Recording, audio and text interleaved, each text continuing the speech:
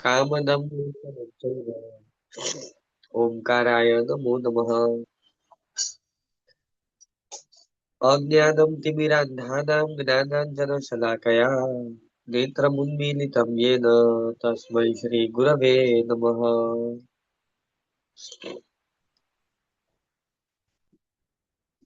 ચલો, ગયા વખતે આપણે જોઈ ગયા કે અક્ષય તૃતીયાના દિવસે એટલે કે વૈશાખ સુદ ત્રીજ નો દિવસ અને આદિનાથ ભગવત એ 400 દિવસની એમની જે સાધના થઈ,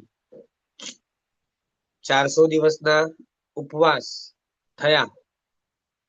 એ થયા આપણે એટલા માટે કહેતા હોઈએ છીએ કારણ કે સંકલ્પ પૂર્વક પહેલા દિવસથી મારે 400 ઉપવાસ કરવા છે, આવા કોઈ વ્રત પચકાણ સાથે એમને 400 ઉપવાસ નથી કર્યા. પણ કેવું છે, પ્રભુ ગોચરી માટે જાય છે. આ નિર્દોષ ગોચરી ન મળવાથી, અર્થાત સાધુને યોગ્ય જે પણ આહાર વિધિયુક્ત પ્રાપ્ત ન થવાથી 400 દિવસ પરમાત્માના આહાર પાણી વિના પસાર થયા. અને આ આહાર પાણી વિનાના જે પસાર થયેલા દિવસો છે, જેને આપણે આપણી વ્યવહાર ભાષામાં કહેતા હોઈએ છીએ કે પરમાત્માના 400 ઉપવાસ થયા. અને વાત સાચી છે, ઉપવાસ એને કહી શકાય કારણ કે ઉપ એટલે શું, વાસ એટલે કે વસવું, અને ઉપવાસ એટલે કે નિકટ વસવું, સ્વની નજીકમાં જવું, એનું નામ ઉપવાસ. જેમ વ્યક્તિ છે ને પર દ્રવ્યથી દૂર થાય, જેટલો ખાવા પીવાની વસ્તુ એ પર દ્રવ્ય છે, તો પર દ્રવ્યથી પર પ્રવૃત્તિથી જેટલો દૂર જાય એટલો પોતાની અંદર વસે છે, માટે એને ઉપવાસ કહેવાય છે. અને પરમાત્મા તો કેવા છે કે સમતામાં, જો કે એ તો ખાય તો એમને ઉપવાસ જ છે અને ન વાપરે તો ઉપવાસ છે. કારણ કે સમતામાં કેવું છે, સમતાની ભૂમિકા આખી જુદી છે, બરાબર. એટલે અહીંયા સમતાનું મહત્વ છે આખું.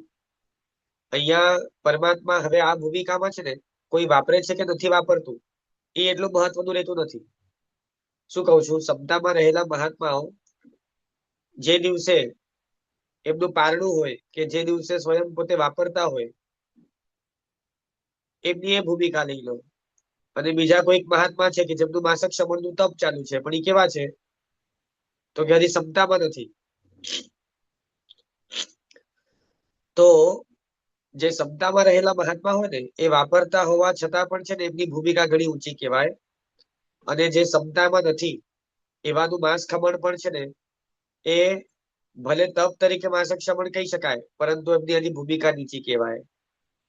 એટલે સમતાની ભૂમિકામાં છે ને કોણ ક્યારે વાપરે છે, કેટલું વાપરે છે કે નથી વાપરતું, એનું બહુ મહત્વ રહેતું નથી. કારણ કે હવે એને છે ને એ સર્વ વિષયોમાં સંભાવ છે. એને હવે મોક્ષ ઉપર રાગ નથી અને સંસાર ઉપર દ્વેષ નથી.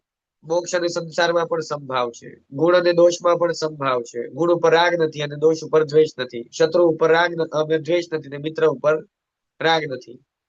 એટલે આ સમતામાં રહેલા પ્રભુ એમણે અક્ષય તૃતીયાના દિવસે જે શ્રેયાંશ કુમારના હાથે ઇક્ષુરસ દ્વારા જે પારણું થાય છે, તો આ પારણું જે છે ને, આ અવસર પીઢી કાળનું સૌ પ્રથમ સુપાત્ર દાન થયું.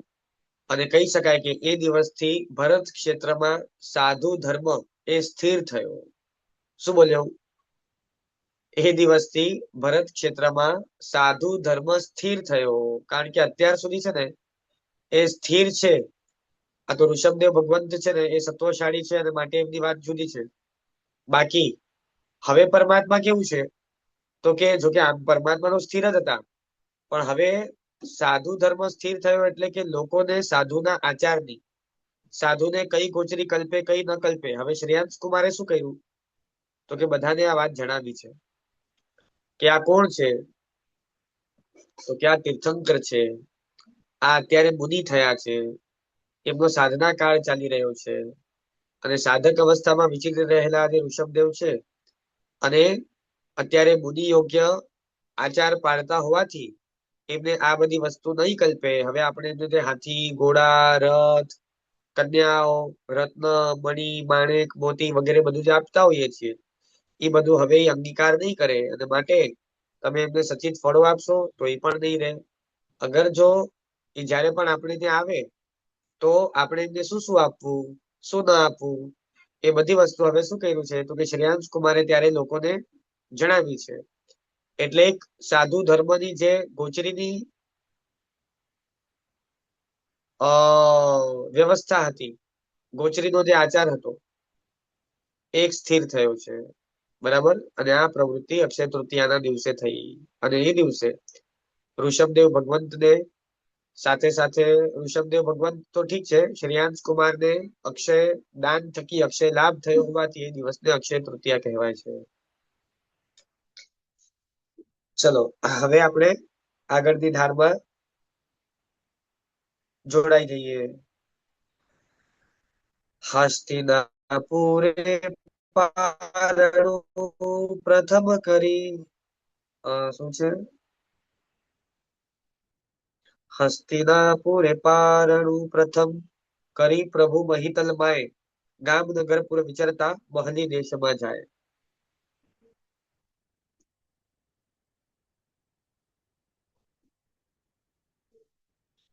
પરમાત્માનું પ્રથમ પારણું ક્યાં થયું? તો લગભગ બધાને ખબર છે ને, ઢાળમાં પણ એનો ઉલ્લેખ આવી ગયો કે હસ્તિનાપુર નગરમાં, એટલે કે હસ્તિનાપુરમાં શ્રેયાંશ કુમારના હાથે પરમાત્માનું પ્રથમ પારણું થયું દીક્ષા લીધા પછી. મહી એટલે કે પૃથ્વી. કરી પ્રભુ મહિતલ માય, પછી લખીએ છે કે ગામ નગર પુર વિચરતા પરમાત્મા હવે ક્યાં પહોંચ્યા છે તો કે બહલી દેશમાં પહોંચ્યા છે. બહલી દેશ આ બાહુબલીનું દેશ છે.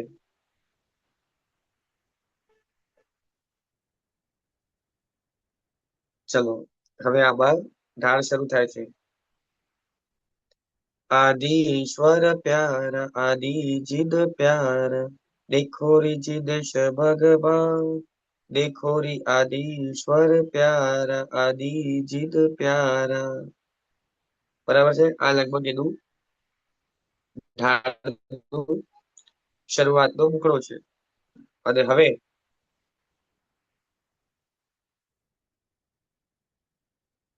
થયું એવું છે કે આ બહલી દેશના ઉદ્યાનમાં પ્રભુ ઋષભદેવ પધાર્યા છે. અને ત્યાંનો જે પણ ઉદ્યાન પાલક હશે કે વન પાલક હશે, જે પણ તે એરિયાનું ઇન્ચાર્જ પર્સન હશે, એણે રાજ રાજેશ્વર પોતાના સ્વામી અને ઋષભદેવના જ દ્વિતીય અને કહી શકાય કે બહુ જ પ્રતાપી, બહુ જ બળવાન એવા પુત્ર બાહુબલી, એ બાહુબલીજીના પોતાના સ્વામી છે. અને બાહુબલીજીને જઈને સંદેશ આપે છે કે હે રાજન, હે સ્વામીન, આપના તાતશ્રી અર્થાત આપના પિતાશ્રી એ સંન્યાસ અંગીકાર કર્યા પછી વિચરતા વિચરતા ગામ નગર પુર વગેરે વિચરતા વિચરતા એ આપણા બહલી દેશમાં પધાર્યા છે. અને આ તરફ એ આ સ્થળ ઉપર અત્યારે તેઓ શ્રી એ રાત્રિ શું કહેવાય તો કે સંધ્યાકાળથી એટલે બપોરે સવારે આવ્યા હશે કે બપોરનો સમય હશે જયારે આ ગયો હશે, કે સંધ્યાકાળે આવ્યા હશે. તો આ જાય છે વાત કરવા માટે. તો કે છે કે આ રીતે આવ્યા છે અને સાધનામાં કૌશક ધ્યાનમાં નીંદ ઉભા છે. એટલે બાહુબલીજી વિચાર કરે છે, એનું વર્ણન હવે આ ઢાળમાં છે કે અત્યારે જઈશ એના કરતા આવતીકાલે સવારે સપરિવાર જઈશ, સાજન માજન સાથે જઈશ, અત્યંત ભક્તિ ભાવ ઉલ્લાસ પૂર્વક જઈશ. જો આ બધી બાબતો છે ને, બાહુબલીને જે આ વિચાર આવ્યો ને, આ બાબતમાં સમજવા જેવું છે.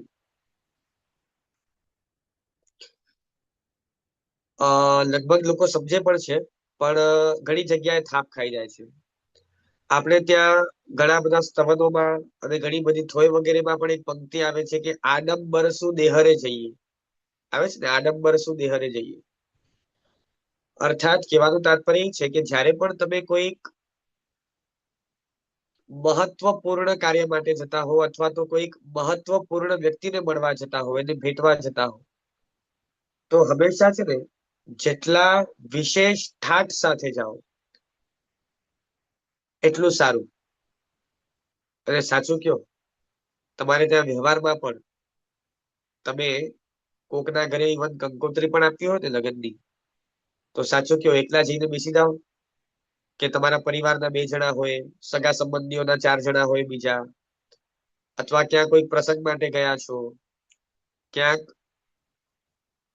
મામેરું લઈને જવાનું છે, ક્યાંક ફૈયારું લઈને જવાનું છે, બીજી ભેટ સોગાદો લઈને જવાનું છે, એટલે પરિવારના તમામે તમામ સભ્યો સાથે મળીને જાઓ ને, સાથે નવા કપડા પહેરીને જાઓ, સાથે ભેટ સોગાદ આદિ લઈને જાઓ, સારા ફૂલોના થાળ હોય કે સારી મીઠાઈઓ હોય કે પછી બીજી પણ અનેક કપડા આદિ વગેરે ભેટ સોગાદો હોય, તો આવું જે કંઈ પણ સંસારની અંદર આપણે બધા પ્રસંગોપાત આ વસ્તુ જોતા હોઈએ છીએ કે હંમેશા જ્યારે પણ છે ને કોઈ પણ તમે રાજનેતા પાસે પણ જવાનું હોય, એને તમને આમંત્રણ આપ્યું હોય અને તમારે ત્યાં જવાનું હોય રાજા પાસે કે કોઈક વિશેષ મોટા માણસ પાસે, તો આપણે હંમેશા સાથે પણ બીજા મોટા માણસોને રાખીએ, જેથી સામેવાળાની પણ ગરિમા વધે. અને ફક્ત મોટા માણસો રાખીએ એટલું જ નહીં, પરંતુ બીજા અનેક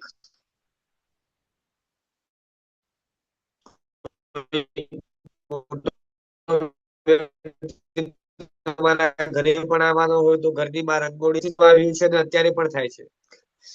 પણ જે ઘણા લોકો અત્યારે એવા થોડાક ટ્રાન્સફોર્મેશન માઇન્ડસેટ વાળા જે આવ્યા છે, જે લોકોનું મત અથવા તો જે લોકોનો અભિપ્રાય એવું છે કે ભાઈ ધર્મમાં આડંબર શા માટે જોઈએ, બધું સાદગી સાથે થવું જોઈએ, સામૈયા ન થવા જોઈએ, વરઘોડા ન થવા જોઈએ, તમારે જે કંઈ પણ કરવું છે એ બીજાને દેખાડવાની શું જરૂર છે. તો આ બાબત છે ને સંસારમાં પણ લાગુ પડી શકે એમ છે કે આ તમારો આપસનો વ્યવહાર છે, તમારે બીજા બધાને દેખાડવાની જરૂર શું છે. આજે બે વ્યક્તિ પરણે છે પણ તોય છે ને બેન્ડ બાજા સાથે જાન લઈને જાઓ છો ને, તો આખા દુનિયાને બતાડવાની જરૂર શું છે.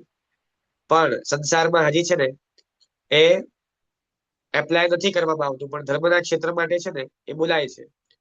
તો આ ખાસ આપણે એમાં વિવેક રાખવો કે મહાત્માને તેડાવવું હોય, લઈ આવવું હોય તો પણ બેન્ડ બાજા સાથે એટલે કે સામૈયા થવા જોઈએ.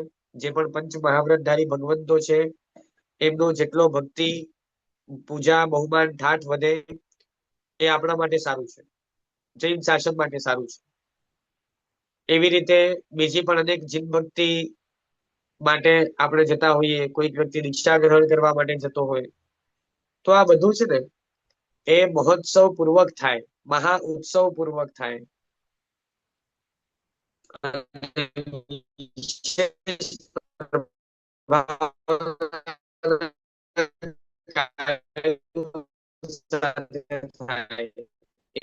શાસ્ત્રમાં વિધિ છે અને આવો જ વિચાર છે. એટલે કેટલીક ઉત્તમ વસ્તુઓ લઈ કરી, કેટલીક તૈયારીઓ કરી, બરાબર છે. અને આ બાહુબલીજીએ પ્લાનિંગ કરી છે કે આવતીકાલે તાજશ્રીને મળવા જઈશ, કારણ કે આ તાજશ્રી એટલે કે પિતાશ્રી પ્રત્યે બહુમાન કેટલું છે તો તમે હજી કલ્પના પણ નહીં કરી શકો કે આ બાહુબલીને છે ને બાહુબલી માટે આ ભગવાન કેવા છે. એટલે ભગવાન નહીં, ખાલી પિતા માટે એમને કેટલું સન્માન છે ને એ તમે કલ્પના નહીં કરી શકો. કારણ કે આપણે આપણી આખી જિંદગીમાં બાપ માટે ક્યારે આવો ભાવ નહીં આવ્યો હોય. અને વળી પાછા એના પિતા એ કોઈ સામાન્ય પિતા પણ નથી, એ કેટલા ગુણિયલ છે, કેટલા જ્ઞાની છે, જે કંઈ પણ મળ્યું છે એમના થકી કેટલું મળ્યું છે એ બધું પોતે જાણે છે. એમનો કેવો મહિમા છે, એમના ગુણોનો કોઈ પાર નથી. અને મારા પિતા કેવા છે તો કે દેવલોક થી અવસરે દેવતાઓ ઇન્દ્રો વગેરે આવીને છે ને એ એમની ભક્તિમાં હંમેશા તત્પર હોય છે. અને વળી પાછું સાથે કહી દઉં કે ઇન્દ્રો આવીને મારા પપ્પાને ભક્તિ કરતા હોય છે એટલે એમને પોતાના પિતા માટે ભક્તિ છે એવું એ નથી. એ પોતે છે ને એ પોતાના પિતા પ્રત્યે અત્યંત ગુણોથી અભિભૂત થયેલા છે કે મારા પિતાશ્રી કેવા ગુણિયલ છે, ગુણિયલ છે અને સાથે ઉપકારી છે. એ ઉપકારને ધ્યાનમાં રાખી અને પોતે કેવા, એક મિનિટ,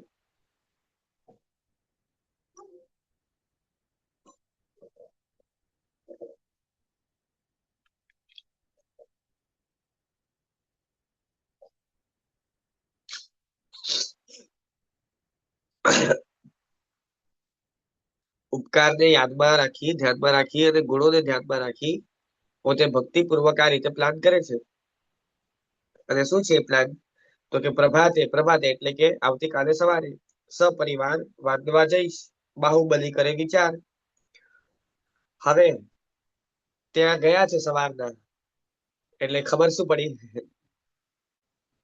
ખબર પડી કે ભાઈ એ પ્રભુ તો વિહાર કરી ગયા, એટલે વિહાર કર્યો પ્રભાતે પ્રભુએ વિહાર કર્યો પ્રભાતે પ્રભુજીએ, કરે બાહુબલી પોકાર. શું કહું છું? બાહુબલીજીએ પોકાર કર્યો. એટલે પોકાર કર્યો એટલે છે ને, હવે આમાં અત્યારે ઘણા બધા લોકો ઘણી બધી વાત કરતા હોય છે, અને કદાચ ઈ સાચી હોઈ પણ શકે. એટલે એનું મારી પાસે કોઈ ઓથેન્ટિક સોર્સ નથી અત્યારે. પણ પરમાત્માને પોકારવામાં આવ્યું. શું કહું છું? અમુક લોકો જેમ ઈશ્વરને પોકારે ને, એ રીતે બાહુબલીજીએ શું કર્યું? તો કે પોકાર કર્યો.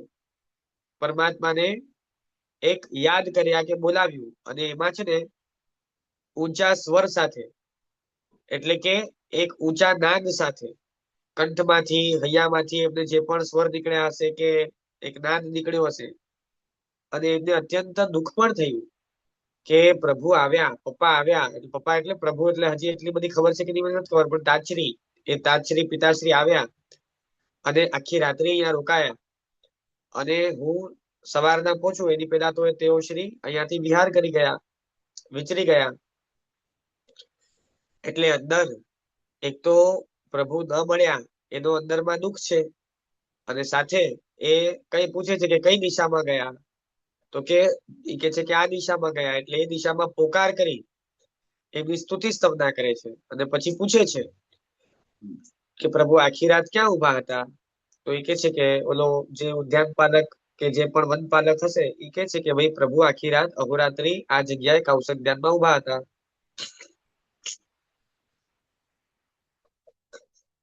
એટલે જો એને લખ્યું છે કે તક્ષશિલા નગરીની બાહિર જ્યાં પ્રભુ કૌશક ધારી દેખોરી જીવન આપ્યા. બરાબર છે?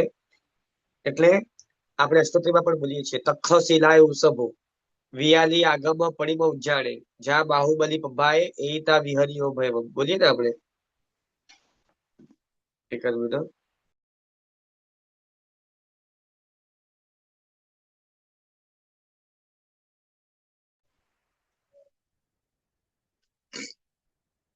હા, એટલે આ બાજુ બાહુબલીજીએ પોકાર કર્યો છે. એ જણાવે છે કે તક્ષશિલાની બહાર, તક્ષશિલા નગરીની બહાર જ્યાં પ્રભુ કૌશકમાં ઉભા હતા ને, એ જગ્યા એમને ખબર પડી. એટલે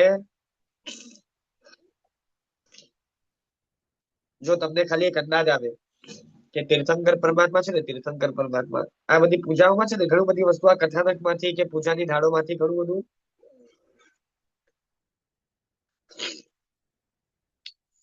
સમજી શકાય એવું હોય છે. કે તીર્થંકરો એક અહોરાત્રી કૌશકમાં જે જગ્યા ઉપર ઉભા રહી જાય ને, એ ભૂમિ અથવા તો એ ભૂમિનું વાતાવરણ કેટલું પવિત્ર થતું હોય છે. એ સાધનાથી, પરમાત્માની સાધનાથી એ ભૂમિ એટલી બધી ચાર્જ થતી હોય છે કે આવી પવિત્રતા તમે અને હું આખી જિંદગી કોઈ જગ્યા ઉપર બેસી કરી સાધના કરીએ, તપ, જપ, ત્યાગ, સંયમ, અને તમે અને હું એકલા નહીં, આખો આપણો ચતુર્વિધ સંઘ ભેગો થાય અને સાધના કરે ને, તો પણ એ ભૂમિની એવી પવિત્રતાનું સર્જન ન કરી શકે જેવી પવિત્રતાનું સર્જન સ્વયં તીર્થંકર એક સ્થાન ઉપર અહોરાત્રી ફક્ત એક રાત્રિ કૌશકમાં ઉભા રહે, અને એનાથી એ ભૂમિ એટલી પવિત્ર બને છે ને કે ન પૂછો વાત. અને માટે એ તીર્થ તુલ્ય ભૂમિ છે. તીર્થ તુલ્ય નહીં, પરંતુ તીર્થ જ છે. હવે ભૂમિમાં પણ કેવી, તો કે તારકતા આવી ગઈ છે, તારવાની શક્તિ આવી ગઈ છે. અને હજી પ્રભુ કેવલી સુધા નથી. પણ સાધક એવા તીર્થંકર જે ભૂમિ ઉપર એક અહોરાત્ર કૌશકમાં ઉભા રહી જાય, એ ભૂમિ એ એટલી મહાન તીર્થ બની જતી હોય છે કે તમે કદાચ અબજો ને ખરબોના ખર્ચે પણ છે ને, અબજો ખરબોના ખર્ચે પણ, અને સાથે આખો ચતુર્વિધ સંઘ ભેગો થઈને પણ જો ધારે, તો આ પવિત્રતાનું સર્જન ન કરી શકે. એવી પવિત્રતા ખાલી છે ને એ પરમાત્મા જે જગ્યા ઉપર દીક્ષિત અવસ્થામાં પણ જો કૌશક ધ્યાને ઉભા રહી જાય ને, તો એ પવિત્રતાનું સર્જન થતું હોય છે. અને આ બાજુ થયું શું છે? તો હા, તક્ષશિલા નગરીની બહાર જ્યાં પ્રભુ કૌશક ધારી એટલે કે કૌશક મુદ્રામાં રહ્યા હતા, એટલે ત્યાં એમણે શું કર્યું? તો કે ત્યાં રત્નપીઠ રચાવે તે થાવે ધર્મ ચક્ર તીરથ સાર. એટલે જો પેજ નંબર 60 ઉપર આપણી ઢાળ ચાલી રહી છે, પેજ નંબર 60. હવે બાહુબલીજીએ ત્યાં શું કર્યું? તો કે લગભગ 1 યોજન ના વિસ્તાર વાળો આખો રત્નમય ચક્ર, એક યોજનના વિસ્તાર વાળો આખો રત્નમય ચક્ર, કે આ ભૂમિ હવે આખી કેવી, તો કે આખી ભૂમિને એમણે સિક્યોર્ડ કરી કે ભાઈ આ ભૂમિ ઉપર મારા પ્રભુ ઉભા હતા અને માટે અહીંયા ઋષભના ચરણ કમળ છે. આપણે જે રાયણ પગલે જઈએ ને જોઈએ ને આપણે બધા કે એમાં છત્ર, ચામર, વિજય પતાકા, શંખ, દંડાવત વગેરે કેટલાક બધા લક્ષણો છે ને પરમાત્માના ચરણ કમળમાં આલેખાયેલા હોય છે. અને પરમાત્મા ત્યાં ઉભા રહેવાથી એની એક છાપ પણ ત્યાં જમીનમાં આવી ગઈ છે. બસ એ જગ્યા ઉપર એમણે શું કર્યું, તો કે આ એક યોજન એટલે અંદાજે અત્યારના જોવા જઈએ તો 12 કિલોમીટર થાય. બરાબર, આ 12 કિલોમીટર જેટલો મોટો આખો ડાયામીટર વાળો રત્નમય ચક્ર આખો ત્યાં સ્થાપિત કરી અને એના ઉપર આખો કેવાય ને તો કે લગભગ કેટલા આખું 63 માં વર્ણન આવે છે, બધા ફિગર ભૂલી ગયો છું, પણ ટૂંકમાં તમે સમજો કે બહુ મોટો ડુંગર થઈ જાય ને એટલો મોટો પુષ્પ વૃષ્ટિ કરી અને ત્યાં આખો ઢગલો કરી પુષ્પનો, અને આખું ડિક્લેર કર્યું કે હવે આ ભૂમિ કેવી થઈ ગઈ, તો કે હવે આ તીર્થ ભૂમિ છે, હવે આ સાધના ભૂમિ છે, હવે આ ધર્મ ભૂમિ છે. જોકે ધર્મભૂમિ એમને સમજાયું હશે ત્યારે કે નહીં મને ખબર નથી, એનું સ્પષ્ટ મને પણ હજી ઉલ્લેખ મળતો નથી ક્યાંય, કારણ કે ત્યારે પોતે સમ્યક દ્રષ્ટિ છે કે નહીં એ પણ પ્રશ્ન છે કે એમને ખબર છે કે નથી. પણ અત્યારે બહુ જ શુભ ભાવથી અને સદભાવથી એમણે આખું ત્યાં રત્નપીઠ ત્યાં સ્થાપિત કર્યું. અને તે જગ્યા કેવી, તો કે તમામે તમામ પ્રકારની સાંસારિક પ્રવૃત્તિઓ ત્યાં નિષિદ્ધ કરવામાં આવી કે હવે અહીંયા કોઈ પણ સાંસારિક કાર્ય નહીં થાય. એટલે આખું ધર્મચક્ર તીર્થ ત્યાં નિર્માણ થયું, જે આપણે અષ્ટોત્રીમાં પણ બોલતા હોઈએ છીએ કે ધર્મચક્ર તીર્થ. તો એ ચક્ર જે છે ને એના કેન્દ્રમાં આ આખું ચક્ર ત્યાં મૂકવામાં આવ્યું, તો એક યોજનના ડાયામીટર વાળું સર્કલ, એટલા માટે એનું નામ ધર્મચક્ર પાડવામાં આવ્યું. બરાબર, ચલો. અચ્છા, હવે કેટલું કે હું છે ને ક્લાસ મારો સળંગ 10:30 સુધી ચાલુ રાખીશ, એટલે જેને પણ હવે પ્રશ્ન કઈ આવતી હોય ને તો એ ઓન ધ સ્પોટ જયારે આપણો ક્લાસ ચાલતો હોય ને વિષય, ત્યારે તમે પૂછી શકશો કે જે વિષયમાં જે પોઈન્ટ ચાલતો હોય ટુ ધ પોઈન્ટ. કારણ કે ઘણા લોકો મને એમ કહેતા હોય છે ઘણી વાર કે તમે જયારે સમજાવતા હો ત્યારે પ્રશ્ન આવે, પણ વળી પાછું છેલ્લે તમે જયારે પૂછવાનું કહો 10:15 વાગે ત્યારે અમે ભૂલી ગયા હોઈએ. એટલે હવે આપણે સળંગ ચાલુ રાખશું 10:30 સુધી. વચ્ચે કોઈને પણ પ્રશ્ન આવે તો તમે પૂછી શકો છો. બરાબર, હાથ ઊંચો કરી અથવા મેસેજમાં લખી દો. ચલો, હવે આગળ છે વિવિધ સાધના કરતા વિચારે અપ્રમત્ત રહેનાર પરિસહ ઉપસર્ગોને સહતા આવ્યા અયોધ્યા બહાર.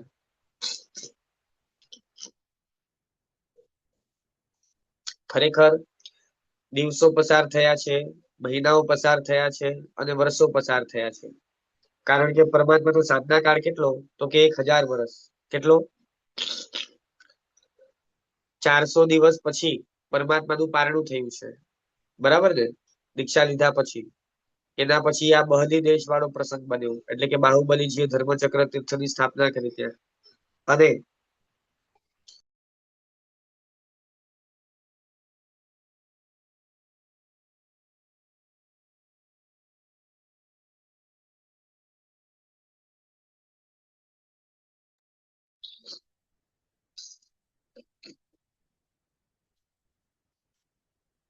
આ બહલી દેશ વાળો પ્રસંગ પતી ગયા પછી હવે પ્રભુ પોતાની સાધનામાં વિવિધ પ્રકારની સાધના કરતા કરતા આ પરમાત્મા વિચરે છે. અને બીજું લખ્યું છે કે અપ્રમત્ત રહેનાર. જો એટલે પરમાત્મા છે ને લગભગ વધારે કરી અને 7મા ગુણ સ્થાનક હોય છે. જો કોકને ધ્યાન હોય તો 7મા ગુણ સ્થાનક નું નામ એ અપ્રમત્ત ગુણ સ્થાનક છે. એટલે 7મા ગુણ સ્થાનકે અપ્રમત્ત અવસ્થામાં પરમાત્મા સમતામાં એ રહી અને પોતાની સાધના કરી રહ્યા છે. જે પ્રમાણે મેં થોડુંક તમને સમતાનું વર્ણન કર્યું એ પ્રમાણે. બરાબર, અને પરિસહો અમુક આવે છે, અમુક ઉપસર્ગો આવે છે, તો એને સહેતા સહેતા હવે 1000 વર્ષ લગભગ પૂરા થવા આવ્યા છે. ત્યારે પરમાત્મા ક્યાં આવ્યા છે, તો કે વળી પાછા અયોધ્યાની બહાર આવ્યા છે. એટલે અત્યારે આપણે છે ને પરમાત્માની કેવલ જ્ઞાન કલ્યાણક ભૂમિ કઈ ગણીએ છીએ, તો કે પુરીમ તાલ ગણીએ છીએ. પણ આ પુરીમતાલ છે ને એ ભૂતકાળમાં અત્યારે તો અયોધ્યા એક નાનકડું ગામડું થઈને રહી ગયું છે. ભલે નો ડાઉટ હવે આ રામ મંદિરના કારણે ઘણું એને ડેવલપ કરવામાં આવી રહ્યું છે, એ વાત અલગ છે. બાકી અયોધ્યા થઈ કેવું ગયું હતું તો કે ગામડું આખું. બાકી અયોધ્યા એક બહુ મોટો દેશ હતો. અયોધ્યા અયોધ્યા કયો કે પછી આ વિદિતા નગરી કયો, બરાબર છે. એટલે જેનું આ વિદિતા નગરીનું જ નામ પાછળથી અયોધ્યા પાડવામાં આવ્યું હતું. એટલે આ અયોધ્યા નગરીની બહાર જે પુરીમતાલ ઉદ્યાન, જો અહીંયા લખ્યું છે કે પુરીમતાલ નામનું ઉદ્યાન, જેને અત્યારના લગભગ આ પ્રયાગરાજ, જે ઇલાહાબાદ માંથી પ્રયાગરાજ નામ બન્યું છે, એ ક્ષેત્ર તરફ અત્યારે આવે છે. એટલે કે અયોધ્યાનો વિસ્તાર એટલો મોટો હતો ત્યારે, બરાબર. એટલે લખ્યું શું છે તો કે પુરીમતાલ શકટાન ઉદ્યાને,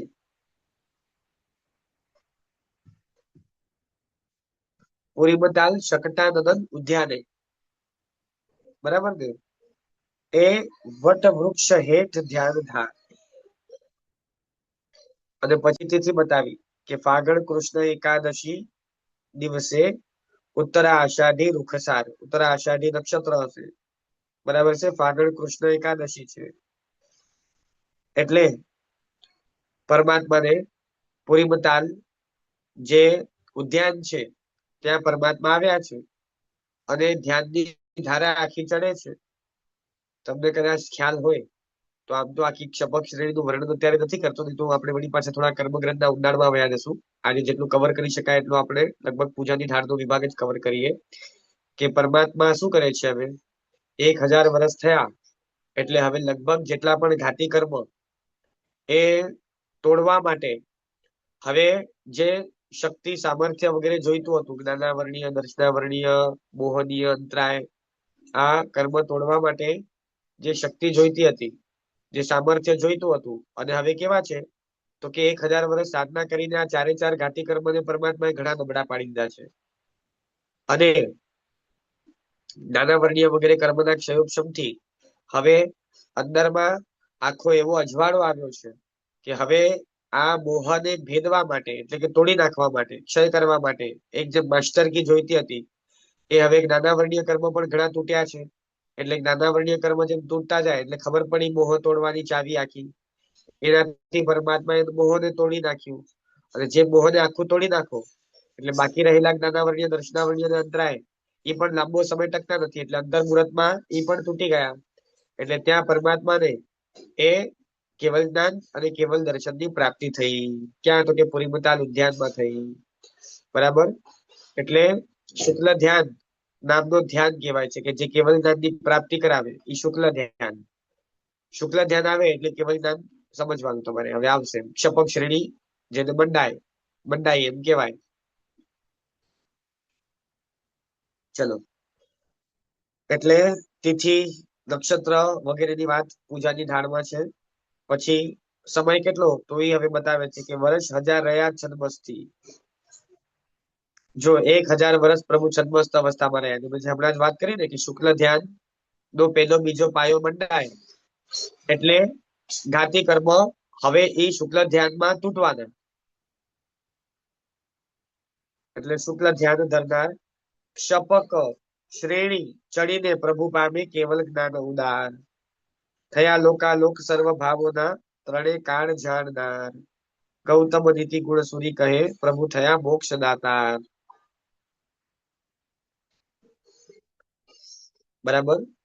હવે પરમાત્મા કેવા તો કે આમ પણ મોક્ષ દેનારા, આમ તો અપેક્ષા એ પહેલેથી કહી શકાય, પણ હવે પરમાત્મા જો ખરા અર્થમાં ઈશ્વર ક્યારે કહેવાય કે ઈશ્વર થવા માટેની બે કન્ડિશન બહુ ફરજિયાત છે. અને એમાં એક છે વિતરાગ હોવું અને બીજું છે સર્વજ્ઞપણું. વિતરાગ અને સર્વજ્ઞ આ મિનિમમ બે ક્રાઇટેરિયા છે. જે આ ક્રાઇટેરિયા ફૂલફિલ કરે એ બધાને આપણે પરમેશ્વર તરીકે સ્વીકારવા માટે તૈયાર છીએ.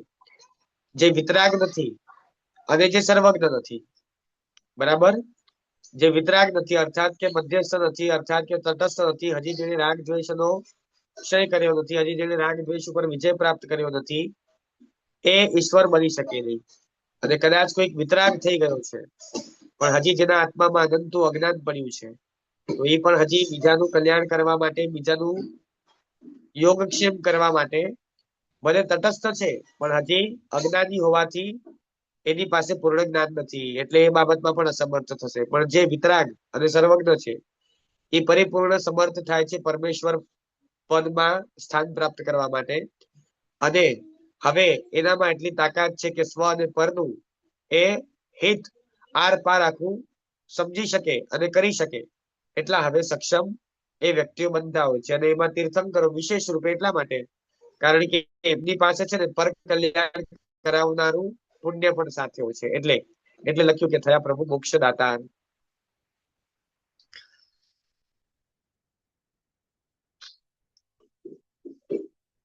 ચલો, હવે અહીંયા છે ને કોકે મને પૂછ્યું છે કે ઉપસર્ગ અને પરિસહ બંનેની વચ્ચેનો તફાવત શું છે.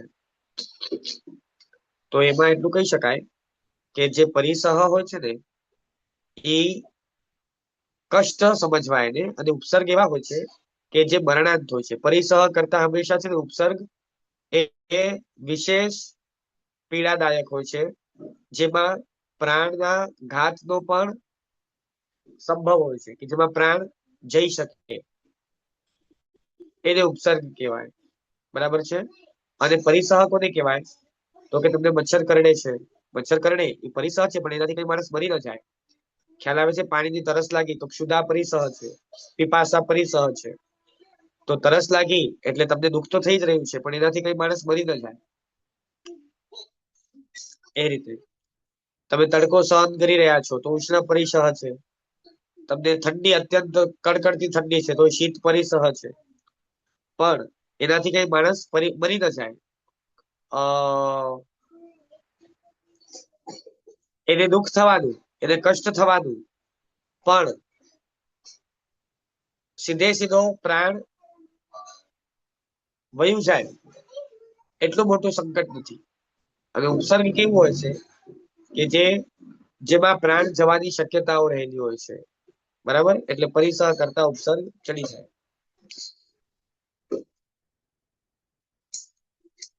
ચલો, હવે આપણી આ ઢાળ પૂરી થઈ. હવે આપણે બીજી ઢાળમાં જઈએ. આ ઢાળમાં જો કોઈને કઈ પ્રશ્ન હોય તો 30 સેકન્ડનો ટાઈમ આપું છું, તમે હાથ ઊંચો કરીને પૂછી શકો છો.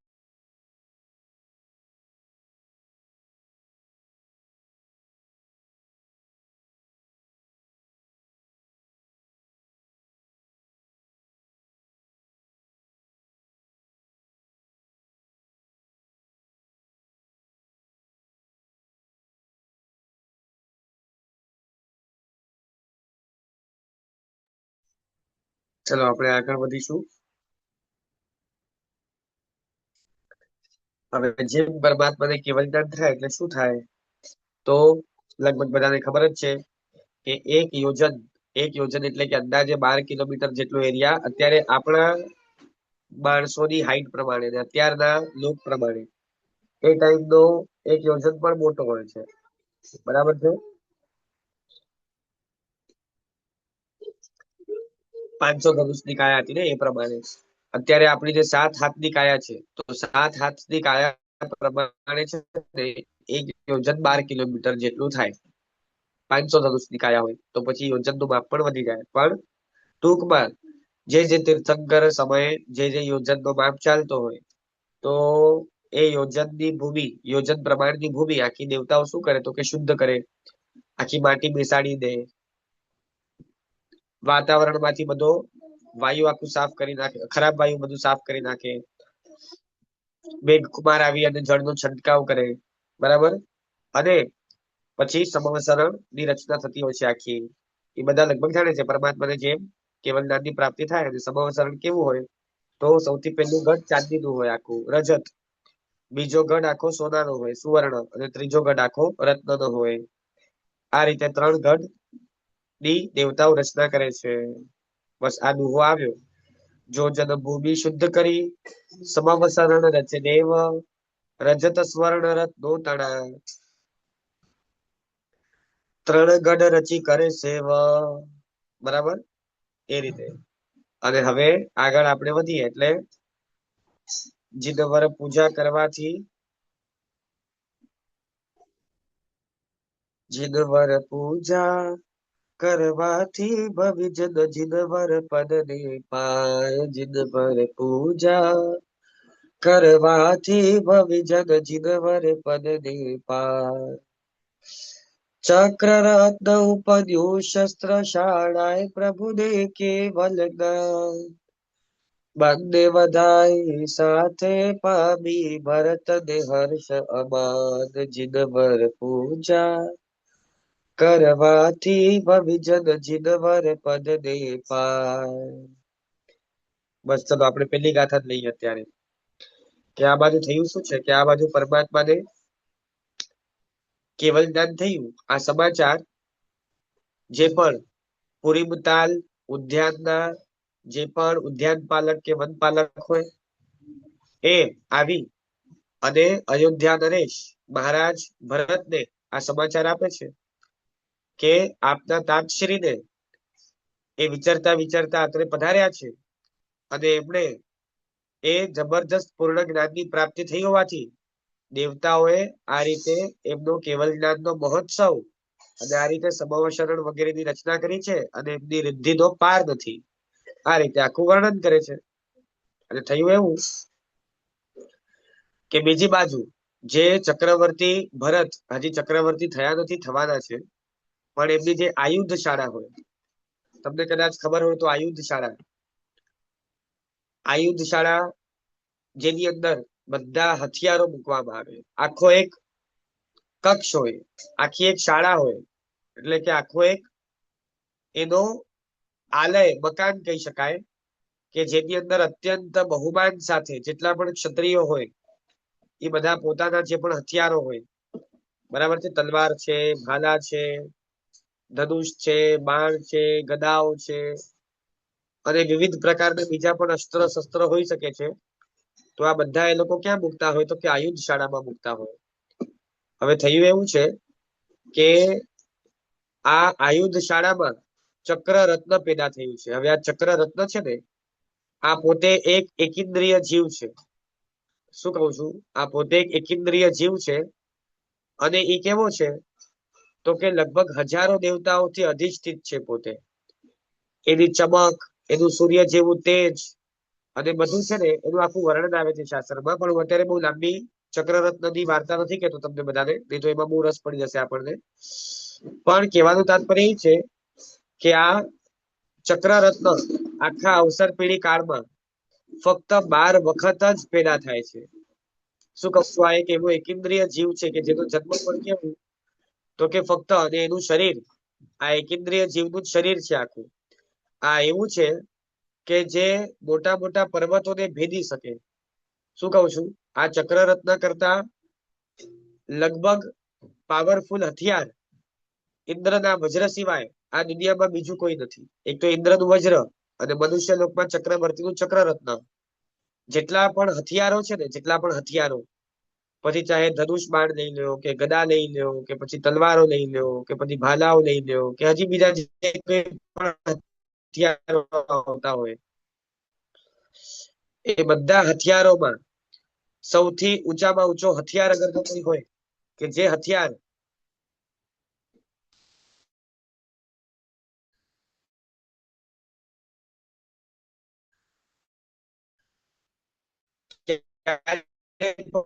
નિષ્ફળ ન જાય.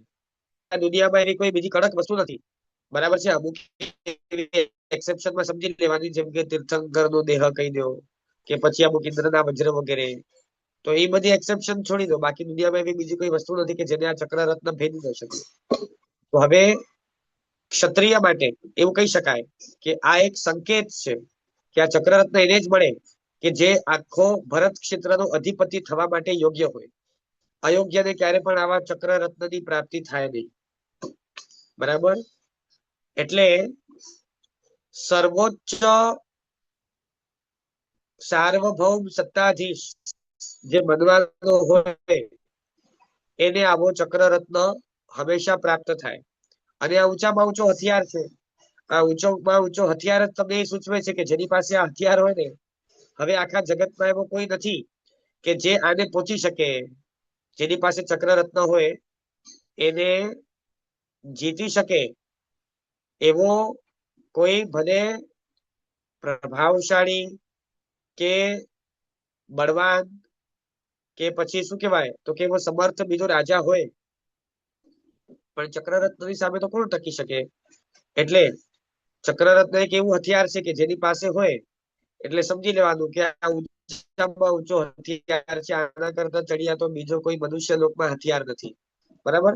અને જે ક્ષત્રિય છે, સમજ્યા તમે? ક્ષત્રિયનું કામ જ શું છે ખબર છે તમને?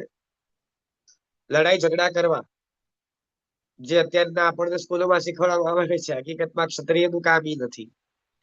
આપણે બધાએ છે ને ઘણી બધી બાબતો હજી શીખવાની આ બાબતમાં બાકી છે. હકીકતમાં ચારે ચાર જાતિઓમાં પણ તમે વિચાર કરો, ક્ષત્રિયને સૌથી પહેલા નંબરે મૂક્યું છે. અને ક્ષત્રિયનો કુળ સૌથી ઉત્તમ કુળ શા માટે કહેવાય છે? અને વળી પાછું ક્ષત્રિયનું કુળ ઉત્તમ કુળ તો ખરું, પણ ક્ષત્રિયની શોભા શેનાથી? તો કે ક્ષત્રિયોના આભૂષણ શું? જેમ તમે બધા છે ને, આપણે બધા ગળામાં ચેન પહેરીએ, એ હાથમાં વીંટીઓ પહેરીએ, કે બ્રેસલેટ પહેરીએ, કે દાગીના પહેરીએ, એ આપણા આભૂષણ આપણે ગણતા હોઈએ. પણ તમે જાણો છો ક્ષત્રિયનું આભૂષણ શું? તો કે એના હથિયારો. ખ્યાલ આવે છે હું શું કહું છું? તો તમે વિચાર કરો કે આ હથિયારો એ ક્ષત્રિયના આભૂષણ શા માટે છે? જેનાથી હિંસા થાય એવું શસ્ત્ર એને ક્ષત્રિયના આભૂષણ કીધું. અને વળી પાછું તમને ખબર નહીં હોય કદાચ કે આ ચક્રરત્ન પેદા થાય ને એટલે એની આખી પૂજા કરવા માટે જવાનું હોય. એટલે હવે આપણે બહુ લાંબી વાર્તા નથી કરતા અત્યારે ચક્રરત્ન વિષયક, પણ એટલું સમજી રાખો કે મનુષ્ય લોકમાં આના કરતા બીજી ચડિયાતી ઉપલબ્ધિ બીજી કોઈ નથી. શું બની ગયું? મનુષ્ય લોકમાં ચક્રરત્નની પ્રાપ્તિ થવી એના કરતા બીજી મોટી ઉપલબ્ધિ ભૌતિક દ્રષ્ટિએ જોવા જઈએ તો બીજી કોઈ નથી. આ સર્વોચ્ચ સ્તરનું જે હથિયાર છે એ તમને પ્રાપ્ત થઈ રહ્યું છે. એ સૂચવે છે કે હવે તમે સાર્વભૌમ ઊંચામાં ઊંચા સત્તાધીશ થવાના છો. બધા રાજાઓ તમારે તાબે થશે અને થવું જ પડશે, કારણ કે તમારી સામે કોઈનું તેજ હવે ટકી નહીં શકે.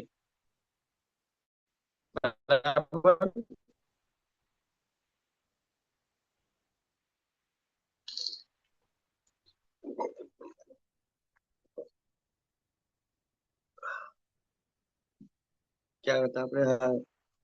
હા, હવે ઘટના એવી બની છે કે બંને બાજુથી સમાચાર આવ્યા છે. બે સમાચાર આવ્યા છે. એક સમાચારમાં એવું છે કે આપના તાતશ્રી 1000 વર્ષની સાધના પરિપૂર્ણ કરી એમને કેવળ જ્ઞાનની પ્રાપ્તિ થઈ છે અને પોતે સમવસરણ માં બિરાજમાન થયા છે. અને બીજી બાજુ બીજા સમાચાર એવા આવ્યા છે કે હે રાજન, ખરેખર આપના માટે અત્યંત આનંદનો વિષય છે, આનંદના સમાચાર છે. આ બધું મારે કેવું એટલા માટે પડ્યું કારણ કે તમે લોકો છે ને સમજી શકો કે સૌથી પહેલા તો ક્ષત્રિય કોને કહેવાય, ક્ષત્રિય કોણ હોય ને કેવા હોય, અને એમના માટે આ ચક્રરત્ન કેટલું મહત્વનું ભાગ ભજવે છે. બરાબર છે? અને આ સમાચાર કેટલા મહત્વના છે કારણ કે મેં કહી દીધું કે આખા અવસરપીઢી કાળમાં ખાલી 12 વખત ચક્રરત્ન, કેટલી વાર? ઓનલી 12 ટાઈમ્સ આ ચક્રરત્ન મળે. હજારો નહીં, લાખો નહીં, અસંખ્ય રાજા થયા આખા અવસરપીઢી કાળમાં, પણ ચક્રરત્ન ખાલી 12 ને જ મળ્યું. વાસુદેવને મળે પણ એ આવું ચક્રરત્ન ના હોય જેવું ચક્રવર્તીને મળે એવું. બરાબર? આ સુપિરિયર ક્વોલિટીનું હોય છે. તો આ ચક્રરત્ન તમારી આયુધ શાળામાં ઉત્પન્ન થયું છે એવા સમાચાર આવ્યા છે. હવે સાચું કયો, તમને છે ને આ ભરત ચક્રવર્તીને અત્યારે શું ધર્મ સંકટ છે? ધર્મ સંકટ જો કે છે જ નહીં. ભરત ચક્રવર્તી તો બહુ ક્લિયર છે કે મારે ક્યાં જવું જોઈએ. સાચું કયો, બે સમાચાર આવે તો આપણે ક્યાં જઈએ? અને બધે ટોપ લેવલના સમાચાર છે. બંને એક છે આધ્યાત્મિક જગતમાં ટોપ લેવલનો સમાચાર કે કેવલ જ્ઞાનની પ્રાપ્તિ થવી. બરાબર છે? અને કેવલ જ્ઞાનની પ્રાપ્તિ કરતા ચડિયાતી આધ્યાત્મિક ઉપલબ્ધિ બીજી શું? આધ્યાત્મિક જગતમાં કેવલ જ્ઞાનની પ્રાપ્તિ થવી એના કરતા બીજી મોટી ચડિયાતી ઉપલબ્ધિ શું? સદેહે અવસ્થામાં, સશરીરી અવસ્થામાં કઈ જ નહીં. અને આ બાજુ ચક્રરત્ન એટલે કે ભૌતિક જગતમાં સૌથી ટોપમાં ટોપ ઉપલબ્ધિ. બરાબર ને? આ બંને સમાચાર આવ્યા છે. કયા સમાચારથી આપણે રાજી થઈ, પ્રેરિત થઈ અને એની ઉજવણીમાં સામેલ થઈએ? હવે આ આપણા માટે પ્રશ્ન અને એક પરીક્ષા છે. અચ્છા, અહીંયા કોકે લખ્યું છે 3 સમાચાર આવ્યા હતા, તો મને કદાચ ખ્યાલ નથી ત્રીજો સમાચાર કયો હતો, આપ જણાવી શકો છો, વાંધો નહીં. ટાઈપ કરીને મોકલાવો. મારા ધ્યાન પ્રમાણે 2 સમાચાર છે અને આ પૂજાની થાળમાં પણ છે ને 2 જ લખ્યા છે કે જુઓ, ચક્રરત્ન ઉપદ્યું શસ્ત્રશાળાએ પ્રભુને કેવલ જ્ઞાન, આ 2 સમાચાર આપ્યા છે અને લખ્યું કે બંને વધાઈ સાથે પામી ભરત અને હર્ષ અમાન. બરાબર ને? એટલે બંને વધાઈ, અહીંયા 3 વધાઈ નથી લખ્યું, 2 વસ્તુની. અચ્છા, પુત્ર રત્નની કેવું છે ખબર છે? કદાચ પુત્ર રત્નની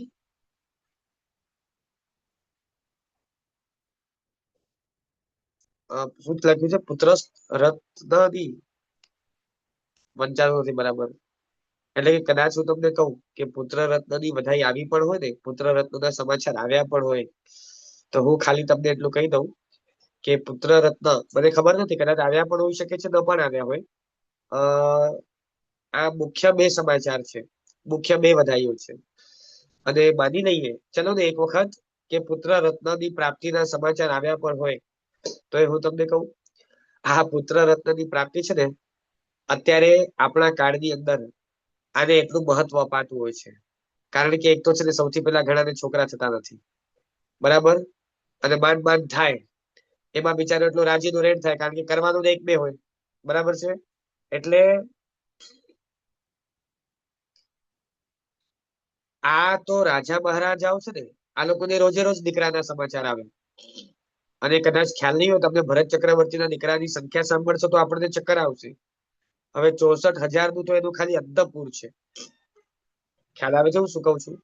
એટલે માની લો કે પુત્ર રત્નની પ્રાપ્તિ થઈ હોય, તો એ હકીકતમાં એ તો બધાને આખા અવસર પેઢીકાળમાં બધાને દીકરા જન્મે છે. એટલે દીકરાની પ્રાપ્તિ થવી અને ચક્ર રત્નની પ્રાપ્તિ થવી, આ બંનેમાં જમીન આસમાનનો તફાવત છે. ખ્યાલ આવે છે હું શું કહું છું? દીકરાની પ્રાપ્તિ એ અને ચક્રરત્નની પ્રાપ્તિ, દીકરા તો છે ને એ સામાન્ય કુળનો માણસ હોય ને, એને દીકરો તો જન્મે, એટલે આવા ક્ષત્રિય કુળની અંદર દીકરા જન્મે એ કઈ બહુ મોટી વાત નથી, એ તો જન્મવાના જ હતા અને હજી જન્મશે. પણ આ કઈ ચક્રરત્ન બધાને મળતું નથી. આખા આર્યવર્તમાં, આખા ભરત ક્ષેત્રમાં, સમજ્યા તમે? કેટલા રાજાઓ, અને રાજાઓ સિવાય પણ પ્રજા કેટલી, અને એમાં પણ દીકરાઓ તો બધાને થાય, કોઈને પણ થઈ શકે. પણ તમે વિચાર કરો, આ ચક્રરત્ન છે ને, એ અસંખ્ય વર્ષ સુધી હવે બીજી વાર કોઈને નહીં મળે. અસંખ્ય વર્ષો પછી હવે સગર ચક્રવર્તી થશે, એને પ્રાપ્ત થશે. એટલે ચક્રરત્નની પ્રાપ્તિ આ બહુ મોટી વસ્તુ કહેવાય. સમજ્યા તમે? એટલે ચક્રરત્નના ની વધાઈ અને એની સામે કેવલ જ્ઞાનની વધાઈ, આ 2 વધાઈ છે ને, એ પેરેલલ કહી શકાય. એક ધર્મના ક્ષેત્રની ટોપ લેવલની વધાઈ છે અને બીજી ભૌતિક લેવલની ટોપ લેવલની વધાઈ છે. સમજ્યા તમે શું કહું છું? જો કે પુત્ર રત્નની વધાઈને તો છે ને અત્યારે પણ કોઈ ગણકારતો નથી, આ કાળમાં બી. સમજ્યા?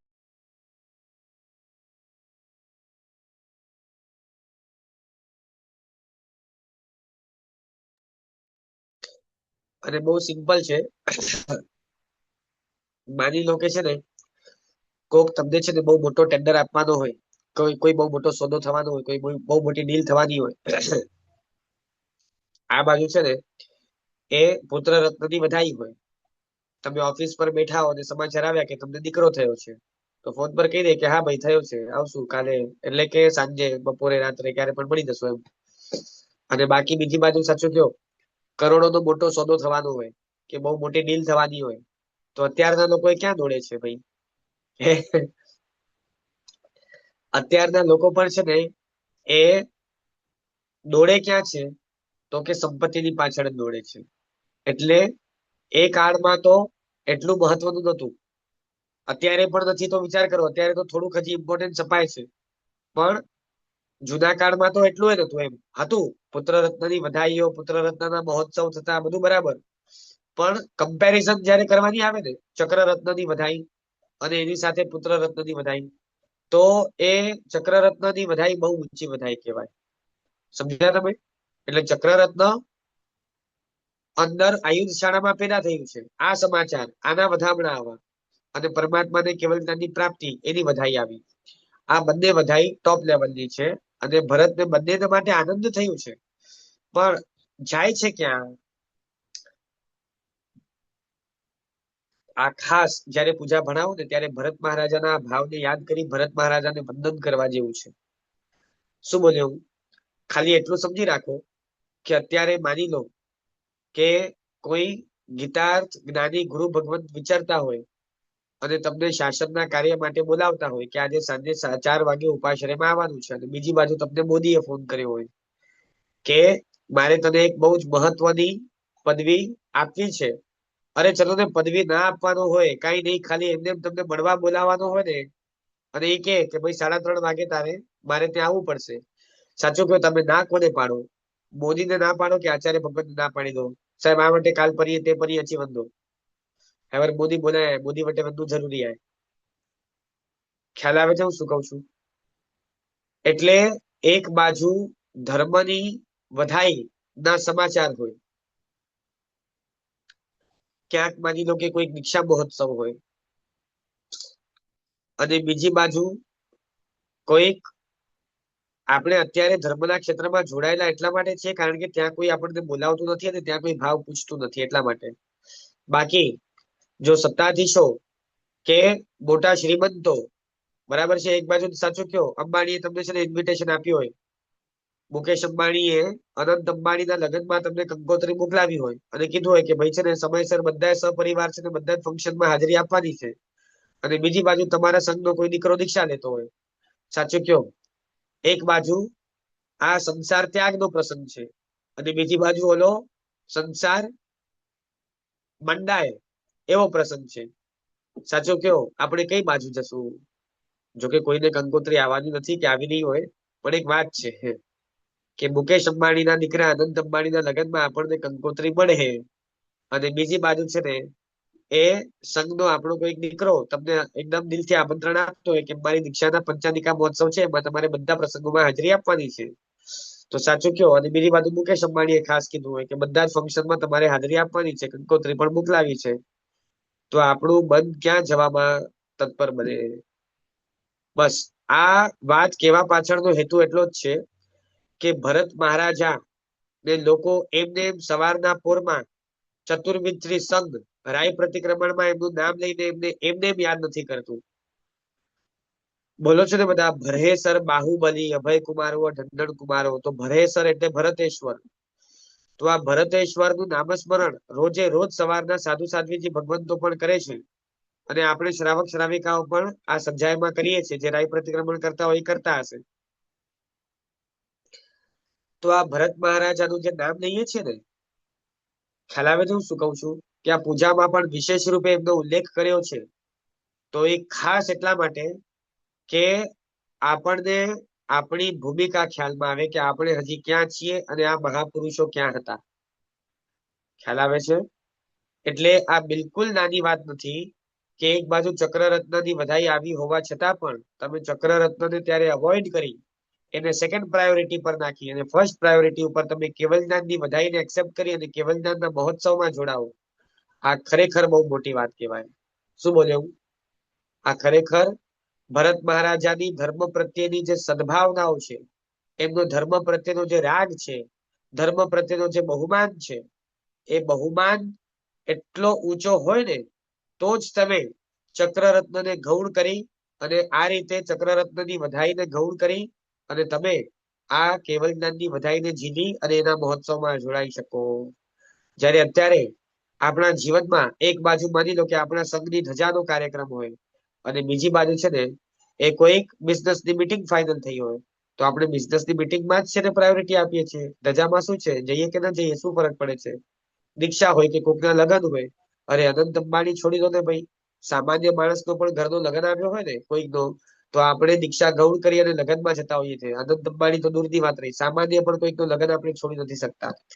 બરાબર છે? એક બાજુ ગુરુ ભગવાન બોલાવે ને બીજી બાજુ કોઈક મોટો સત્તાધીશ આપણને ફોન કરીને બોલાવે. આપણા પગલા હંમેશા સત્તાધીશની પાસે દોડશે.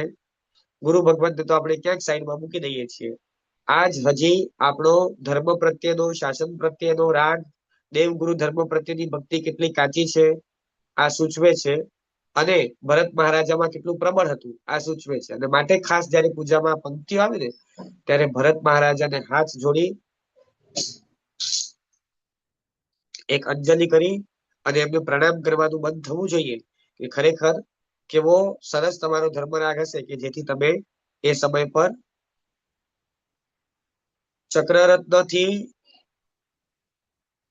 ચક્રરત્નને ગૌણ કરીને તમે ઋષભદેવ ભગવાનના કેવલદાનને પ્રાયોરિટી આપી. બરાબર? ચલો હવે આપણે આગળ જઈએ.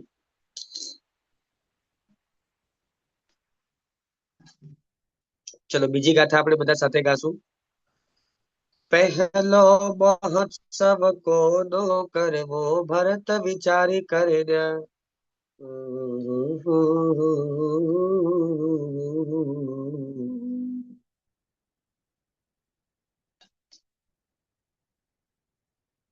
પહેલો મહોત્સવ કોનો કરવો, ભરત વિચારી કર્યા.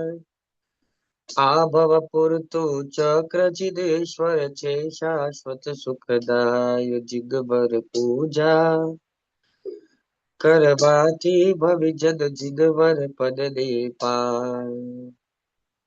આ ભવ પૂરતું ચક્ર, ચક્ર કેટલું ભાઈ? તો કે આ ભવ પૂરતું. અને જિનેશ્વર કેવા? તો કે છે શાશ્વત સુખદાય.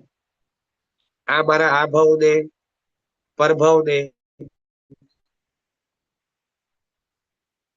મારા પરમ લોકને, મારા આત્માના શુદ્ધ સુખને પ્રાપ્ત કરાવનારા હોવાથી મારે જીનેશ્વર દેવની ભક્તિમાં જવું જોઈએ. અને આ ચક્રરત્ન ભલે ઊંચું છે, આ ભાવમાં ટોપ લેવલનું છે, પણ છે તો કે આ ભાવ પૂરતું છે. આ ભાવ પછી આ સાથે નહીં આવે. બરાબર? સજ્જ થઈ આવી કહેમાં તદ તુમ સુત આવ્યા પુર બહાર. સજ્જ થઈ આવી કહેમાં તદ સુત આવ્યા પુર બહાર. વાંદવા ચાલો જુઓ પુત્ર દી સિદ્ધિ સમૃદ્ધિ અપાર. જિનવર પૂજા કરવાથી ભવિજન જિનવર પદ ને પાર. સજ્જ થઈ એટલે કે તૈયાર થઈ.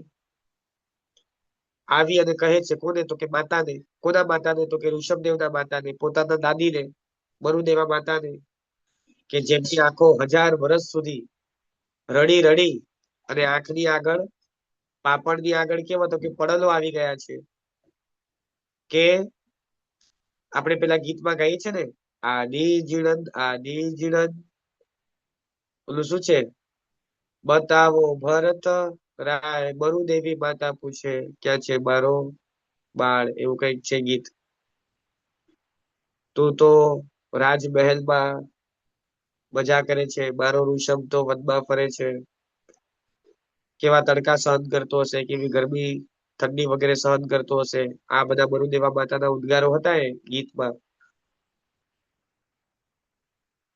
અને બસ હવે આ ઋષભદેવ આવ્યાના સમાચાર આ જઈ અને મરુદેવા માતાને કે છે, પોતાના દાદીમાને, કે દાદીમા ચલો આપણે જઈએ. તમારા દીકરા સુત એટલે કે દીકરો, તમારા દીકરા એ પુર એટલે કે નગર, પુર એટલે કે શહેર, બરાબર છે, એની બહાર આવ્યા છે. પુરી મતાલ નગરી અવધ્યાનમાં આવ્યા છે. એટલે વાંદવા ચાલો આપણે વંદન કરવા માટે જઈએ એમને, અને સાથે જુઓ પુત્રની જે પણ રિદ્ધિ સિદ્ધિ અને સમૃદ્ધિ કેવી અપાર છે. ચલો તમારા દીકરાનો ઐશ્વર્ય, તમારા દીકરાની રિદ્ધિ સિદ્ધિ, તમારા દીકરાનો વૈભવ એ તમને બતાવવા માટે હું લઈ જાઉં દાદીમાં. ચલો, આવું સજ્જ થઈને કહે છે, લઈ જાય છે. ગજ ઉપર બેસાડી માતાને લાવ્યા જી હજદરા. પુત્ર ના 34 અતિશય સુરતા, પુત્ર ના 34 અતિશય સુરતા. અતિ આનંદ ઉભરાય જીદવર પૂજા, કરવાથી જીદ ભવિજન જીદવર પદ ને પાય.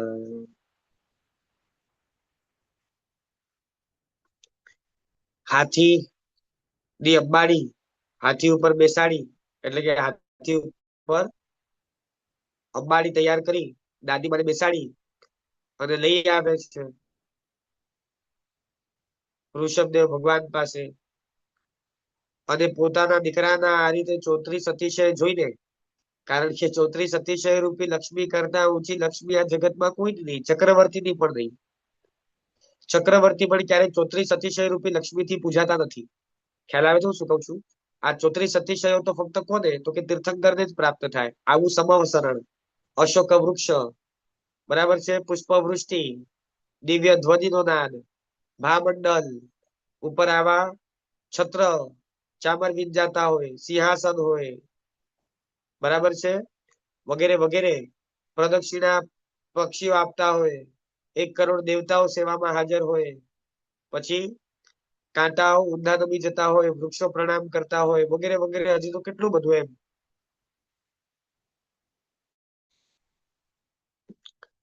તો પરમાત્માની આજે વૃદ્ધિ સમૃદ્ધિ વગેરે જોઈ પુત્રના 34 અતિશય સુણતા અતિ આનંદ ઉભરાય.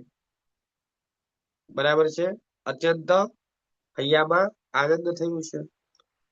એટલે હર્ષાશ્રુએ ચક્ષુ પડલો તોડ્યા, દીઠા પુત્ર સુખદાય.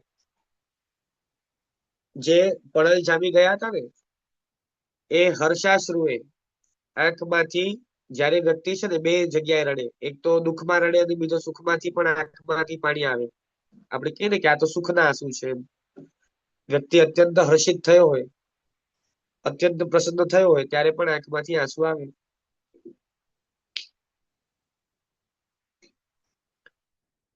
બરાબર. તો હર્ષના આંસુથી એ ચક્ષુની આગળ જે પડલો હતા એ તોડ્યા, અને દીકરાને અત્યંત સુખમય અવસ્થામાં જોયું. કારણ કે દીકરા ઉપર લાગણી એવી છે, રાગ એવો છે કે મારો ઋષભ, મારો ઋષભ, મને શું કામ ન હોય? આવો ગુણિયલ દીકરો મળે કોને? આપણે તો સપનામાં ન વિચારી શકીએ આવા દીકરા. તીર્થંકર જેવા વિનય ગુણિયલ દીકરા જે માતાને મળે, આપણા તો છે ને સાવ, હવે શું કહીએ, જવા દો. પણ તોય છે ને આપણને દીકરા ઉપર રાગ તૂટતો નથી. બરાબર ને? એ કોઈ રીતે પણ સર્વગુણ સંપન્ન હોતા નથી. કેટલા બધા દોષોથી ભરેલા હોવા છતાં પણ દીકરાઓ પ્રત્યે આપણને રાગ અને મમત્વ હોય છે. તો આ તો ઋષભદેવ જેવો ગુણિયલ દીકરો હોય તો કઈ માતાને રાગ ન થાય? થાય ભાઈ. અને માટે જેને રાગ હોય એ દીકરાનું સારું તો વિચારે ને. એટલે જયારે દીકરાને સુખદાય, દીઠા પુત્ર સુખદાય, એટલે પરમાત્માને, એટલે કે ઋષભને, પોતાના દીકરાને એ સુખમય અવસ્થામાં જોયું. સુર ઇન્દ્રો એ પૂજાતા, શું છે? હા, હર્ષાશ્રુએ ચક્ષુ પડલો ત્રોડ્યા, દીઠા પુત્ર સુખદાય. સુર ઇન્દ્રો એ પૂજાતા પુત્રને, સુર ઇન્દ્રો એ પૂજાતા પુત્રને, દેખી બરુદેવામાં જીદવર પૂજા, કરવાથી ભવિજન જીદવર પદને પાય. આ પૂજાની પહેલી લાઈન બહુ મહત્વની છે, એ લેવાનું ભૂલી જ ગયો કે જીદવર પૂજા કરવાથી ભવ્ય પ્રાણી જીદવર પદને પ્રાપ્ત કરે છે. તમે ગાઓ છો ને બધા, પરમાત્માથી રંગાશે મારો આત્મા, તો પરમાત્મા બની જશે મારો આત્મા. બસ એવું જ છે આ. જીદવર પૂજા કરવાથી ભવ્ય પ્રાણીઓ એ સ્વયં પોતે જીદવર પદને પ્રાપ્ત કરે છે.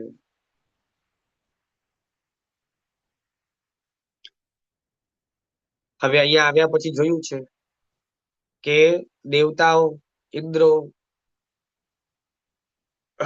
આ કોની, તો કે પોતાના પુત્રની જે રીતે સેવા, પૂજા, ભક્તિ કરે છે, આ બધું બરુદેવા માતા જુએ છે કે મારો દીકરો એની સેવામાં કરોડ દેવતાઓ છે અને ઇન્દ્રો વગેરે છે ને ઉપસ્થિત છે. આ દ્રશ્ય આખું જોયા પછી હવે વિચાર શું કરે છે? સાચું કહ્યું, તમે હો તો શું વિચાર કરો? જે દીકરા માટે તમે 1000 વર્ષ રડ્યા હો અને શું વિચારીને રડ્યા હો કે મારો દીકરો તો અમેરિકા ગયો છે ભણવા માટે, ત્યાં દિવસ રાત બિચારો ભણતો હશે, અહીંયા તો છે ને હું હતી તો એને રોજ ગરમ ગરમ રસોઈ બનાવી આપતી, એના કપડા ધોઈ આપતી, વાસણ ઘસી આપતી, બધી એની તૈયારીઓ કરી આપતી, કપડાની ઇસ્ત્રી કરી આપતી. ભલે 25 વર્ષનો દીકરો પણ માતા માટે તો બાળક જ હોય અને લાગણી હોય જ છે. એ ભણીને આવે તો વળી પાછું એને પૂછીએ, દૂધ આપીએ બનાવીને, ક્યારેક ચા જોઈતી હોય તો ચા બનાવીને આપીએ. આ બધું છે ને અહીંયા કરતી. પણ મારો દીકરો એક તો અજાણ્યા દેશમાં ગયો છે. અજાણ્યા દેશમાં ગયા પછી એ ત્યાં એનું કરશે કોણ? કારણ કે એકલો છે. એને જાતે બનાવીને ખાવું પડશે, પોતાના કપડા ધોવા પડશે, વાસણ કરવા પડશે અને એમાં ક્યાંય એની કાળજી લેવાશે. આવું બધું તમને ચિંતામાં હો અને પછી કોક તમને લઈ જાય અમેરિકા ને ખબર પડે કે તમારો દીકરો તો છે ને એ ભણતો ભણતો કઈ છે જ નહીં, બરાબર છે? અને ઉલટાનું જે તમે તમારા દાગીના વેચી અને જે સંપત્તિ એકત્રિત કરી અને એને ભણવા માટે પૈસા આપ્યા હતા, ઉલટાનું આ તો ભાઈ સાહેબ શું કરે છે? તો ત્યાં સપ્તમ વ્યસનનું સેવન કરે છે, મોજ મજા ને રંગરેલીઓમાં છે ને એ પૈસાની ધૂળધાડી કરી રહ્યો છે અને 5 ઇન્દ્રિયના વિષયો સેવી રહ્યો છે. આ જુઓ એટલે તમને શું થાય? હે, અંદરમાંથી ભાવ કેવા આવે? અહીંયા તમે વિચાર કરવા, બરુદેવા માતા 1000 વર્ષ સુધી એમની ચિંતામાં રડ્યા છે કે મારો ઋષભ છે ને આ બધું છોડી અને એકલો જંગલમાં ગયો છે, એનું શું થતું હશે ત્યાં? આ વિચારમાં ને વિચારમાં 1000 વર્ષ સુધી રડવું આ કઈ નાની સુધી વાત નથી, બરાબર? આંખ ઉપર પડલ આવી જવા એ પણ કઈ નાની સુધી વાત નથી. અને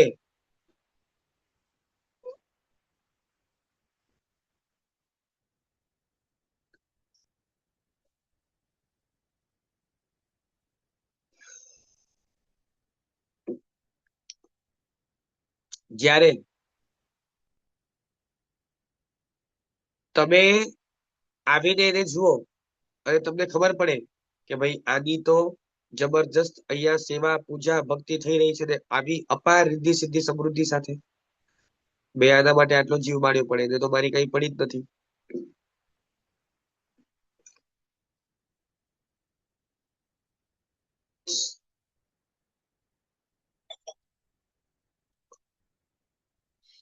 એને તો મારી કઈ પડી જ નથી. એટલે આવા સમય પર આપણને થાય કે બે છે ને ખરેખર આ દીકરો કેવો છે? તો કે એક નંબરનો નાલાયક છે. સીધું રાગ છે ને એ દ્વેષમાં કન્વર્ટ થઈ જાય કે બે આના માટે આટલી બધી લાગણીઓ વ્યક્ત કરી અને આટલો રાગ કર્યો, આટલી ચિંતા કરી, પણ એને તો મારા માટે કઈ પડી જ નથી એટલે આ નકામો દીકરો છે, આવું થાય. પણ અહીંયા છે ને પોઝિટિવ થિંકિંગ કોને કહેવાય? એનું બેસ્ટ એક્ઝામ્પલ આ બરુદેવા માતાનો કેસ છે.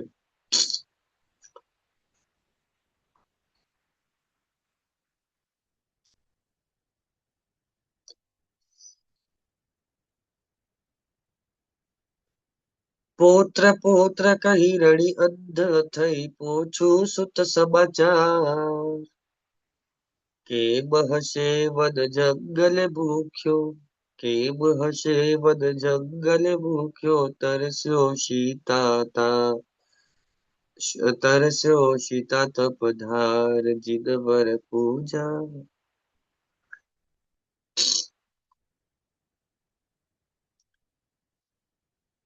પોતે વિચારે છે કે પુત્ર પુત્ર કહી, મારો દીકરો આ કહી રડી રડીને હું અંધ થઈ, મારી આંખોની રોશની વહી ગઈ હતી અને દીકરાના સમાચાર પૂછું, સુત સમાચાર. કેમ હશે મારો દીકરો વનમાં જંગલમાં ભૂખ્યો તરસ્યો, શીત અને આતપ, શીત એટલે ઠંડી અને આતપ એટલે ગરમી, આ બધાને ધારણ કરતો એ કેમ હશે? બરાબર. સમાચાર નહીં કોઈએ દીધા, થઈ ગયા વર્ષ હજાર. સમાચાર નહીં કોઈએ દીધા, કોઈએ સમાચાર આપ્યા નહીં કે એ તો મજામાં છે, થઈ ગયા વર્ષ હજાર. અને સુખી પુત્રે સુખ ખબર ન દીધા, ધીક ધીક આ સંસાર. શું થયું હવે? દીકરો તો સુખી હતો અને એને પોતે પોતાના ખબર સુધા મને પાઠવ્યા નહીં કે માં તું ચિંતા કરતી નહીં, હું તો અહીંયા અત્યંત સુખ શાંતાપૂર્વક વિચરી રહ્યો છું અને મને કોઈ પ્રકારની પ્રતિકૂળતા નથી, મને કોઈ ચિંતા નથી. એવા સમાચાર સુધા મારા દીકરાએ મને પાઠવ્યા નહીં. એને એમ પણ ન થયું કે મારી માતા મારા માટે લાગણીશીલ થઈ, એ શું કહેવાય તો કે રડી રડી અને થાકી હશે, ચિંતા વ્યક્ત કરતી હશે, એને મારી ચિંતા થતી હશે, એટલે એક વખત મેસેજ તો મોકલાવું. બરાબર. એક વખત મેસેજ તો મોકલાવું કે ના ભાઈ છે ને બા તું ચિંતા નહીં કરતી, હું એકદમ સુખ શાંતામાં છું, બધું અમે સુખ શાંતિથી અનુકૂળતા સાથે જીવી રહ્યા છીએ. એવા સમાચાર પણ ન કોઈએ આપ્યા. 1000 વર્ષ થઈ ગયા અને સુખી દીકરાએ પણ પોતાની સુખ ખબર અંતર એ મોકલી નહીં. એટલે ધીક ધીક આ સંસાર. હવે સાચું કયો, આ ધીક ધીક જે થયું ને, આ લખ્યું છે કે ધીક ધીક આ સંસાર, પણ સાચું કયો આપણે કહીએ તો ધીક ધીક થાય કોને? કે ખરેખર ધિક્કાર થવા દીકરાને. આપણે દીકરા ઉપર ધિક્કાર નથી થયું. કોણ કહેશે મને ધિક્કાર શેના પર થયો? સંસાર એટલે શું? હે તમે બધા છે ને જયારે સંસારમાં કઈક દુખો આવે ને એટલે તમે બધા કહેશો કે આ સંસાર છે જ એવું. શું કહું છું? તમારો દીકરો કોઈક દીકરો મા બાપ ને અનાથ આશ્રમમાં મૂકી આવે એટલે તમે તરત કહેશો કે આ સંસાર છે જ એવું. બરાબર.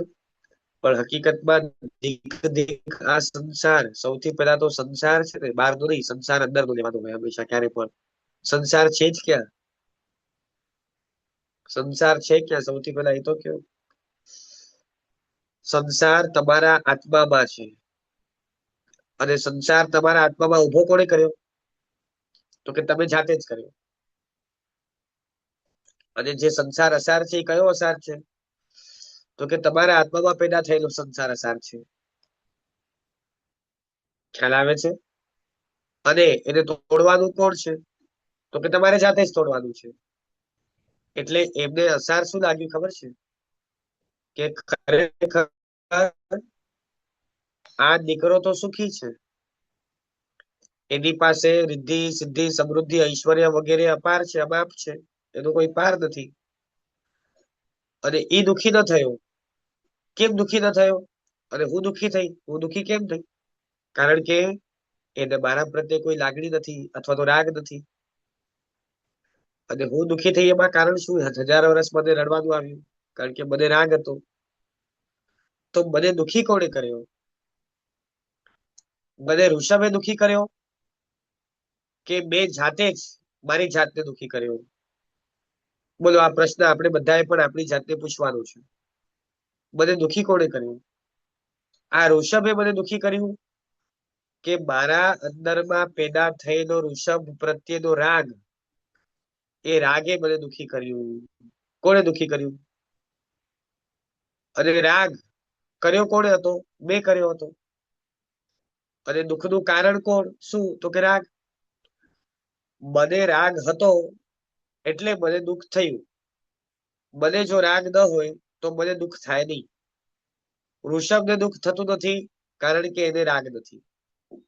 અને મને દુઃખ થાય છે એમાં કારણ મને એના પ્રત્યેનો રાગ છે.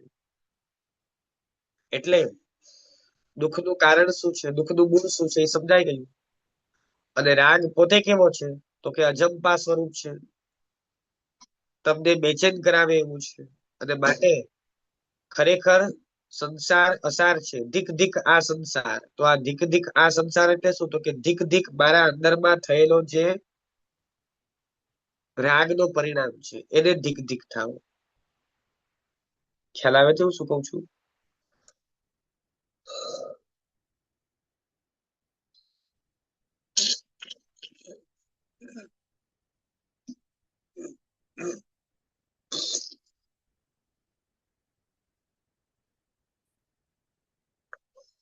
મરુદેવા માતાનું થિંકિંગ છે ને એકદમ રાઈટ ડાયરેક્શનમાં જઈ રહ્યું છે, એકદમ પોઝિટિવ ડાયરેક્શનમાં જઈ રહ્યું છે.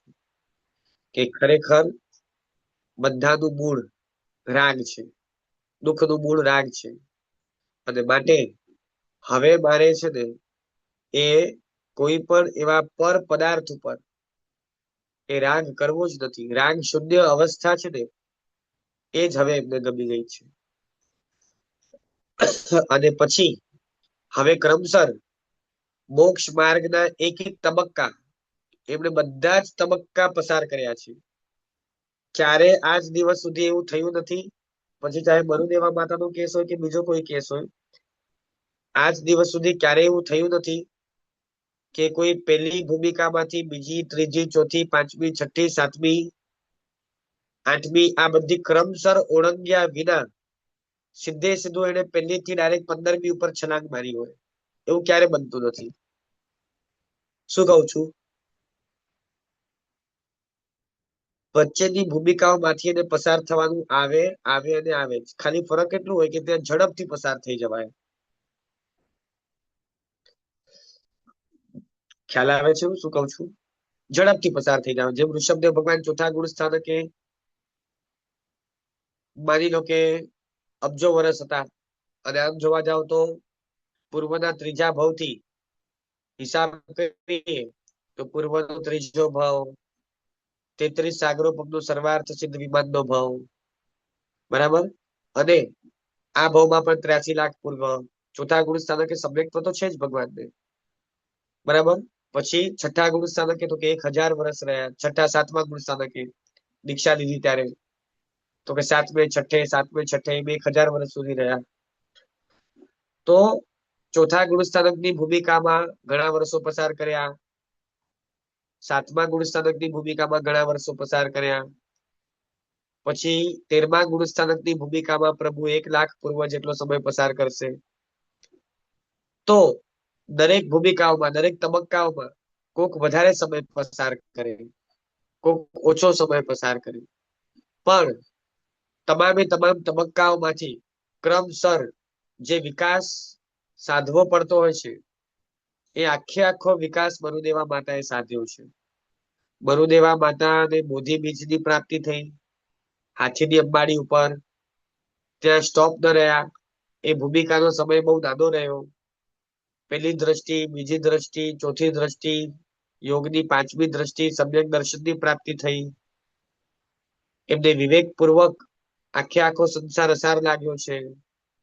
અને પછી હવે જે પાપ અસાર લાગ્યા છે, જે પાપના ભાવો અસાર લાગ્યા છે, એ પાપના ભાવો છોડવાની પ્રક્રિયા અંદરમાં ચાલુ થઈ ગઈ. કે હવે અગર જો આ પાપ દુઃખરૂપ છે, આ પાપના ભાવો એ બધા કેવા છે? તો કે અસાર છે. તો હવે આ પાપના ભાવો રાખવા શા માટે? છોડી દેવા જોઈએ. એટલે હવે છઠ્ઠા ગુણ સ્થાનકે આવ્યા. બધા જ